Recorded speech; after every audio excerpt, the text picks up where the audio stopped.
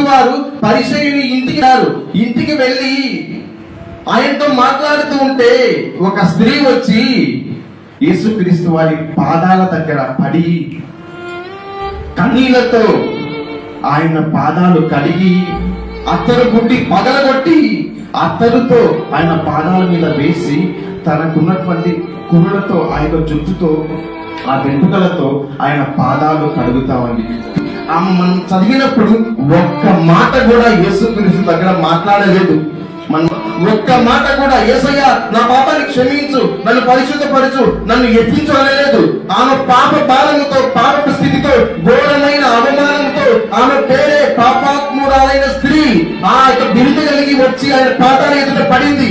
ఒక్క మాట కూడా నన్ను క్షమించు అనలేదు. అందరూ ఘోరంగా పాపాత్మురాలైన స్త్రీ అంటున్నారు, నా వృత్తి అతిగా పిలుస్తున్నారు, నన్ను క్షమించని ఒక్క మాట అనలేదు. కానీ కింద పడి ఆయన పాదాలు కడుగుతా ఉంటే ఆమె మాట్లాడకపోయినా ఆమె హృదయంలో ఉన్న బాధను దేవుడు చూసి ఆమె పాపాన్ని తొలగించాడు. దేవునికి మహిమ కలుగును గాక. మనం కొన్నిసార్లు మన బాధను బట్టి దేవుని సన్నిధిలో అడగలేమేమో, కానీ మన కన్నీరు చూచి, మన స్థితిని చూచి మనల్ని ఉన్నతమైన స్థితిలోకి తీసుకుపోయే దేవుడు మన దేవుడు.